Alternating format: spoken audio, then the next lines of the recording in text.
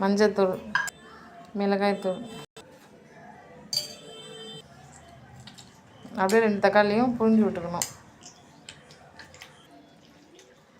2 தக்காளியும் நல்லா புழிஞ்சு விட்டாச்சு. கேஸ் பற்ற வச்சாச்சு. கடாய் வச்சு ஆயில் ஊற்றிக்கலாம். கடுகு போட்டாச்சு. இன்றைக்கி நம்ம சாலை மீன் குழம்பு எப்படி சமைக்கலான்னு பார்க்கலாம். வெந்தயமும் போடணும். வெங்காயம் போடலாம்.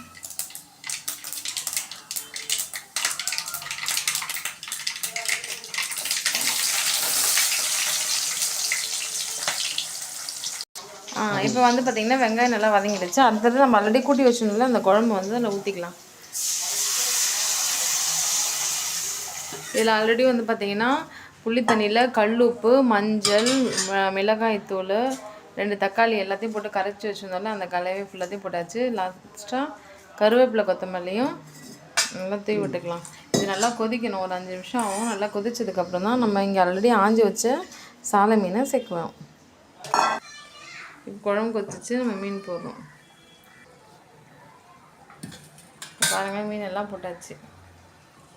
எண்ணி போட்டாச்சு. ஆமாம், இது வந்து சாலை மீன். குழம்புக்கு ரொம்ப நல்லாயிருக்கும், ருசியாக இருக்கும். சாப்பாட்டுக்கு ரொம்ப ரொம்ப நல்லாயிருக்கும். சுடு சுடு சாப்பாடு வச்சு சுடு சுடு இது மாதிரி சாலை மீன் குழம்பு செஞ்சு சாப்பிட்டு பாருங்கள்.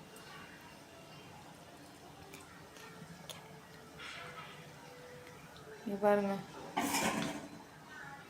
பார்த்தீங்களா? எத்தனை பேருக்கு சாலை மீன் குழம்பு ரொம்ப பிடிக்கும்? கமெண்ட் செக்ஷனில் கமெண்ட் பண்ணுங்கள். இப்போ ஃபைனலாக என்ன பண்ணுறோன்னா கொத்தமல்லி இலையெல்லாம் அப்படி தூவி விட்டுக்கிறோம்.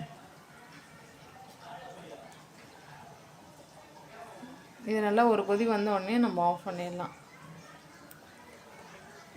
இந்த சாலை மீன் குழம்பு சமைக்கிறது எப்படின்னு இன்றைக்கி ரெசிபியில் பார்த்துருக்கோம். உங்கள் வீட்லேயும் இதே மாதிரி செஞ்சு சமைச்சு பாருங்கள்.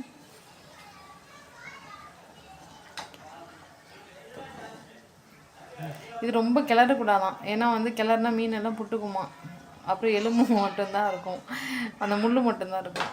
சரிங்களா? அதனால் வந்து அப்படியே விட்டுடணுமா.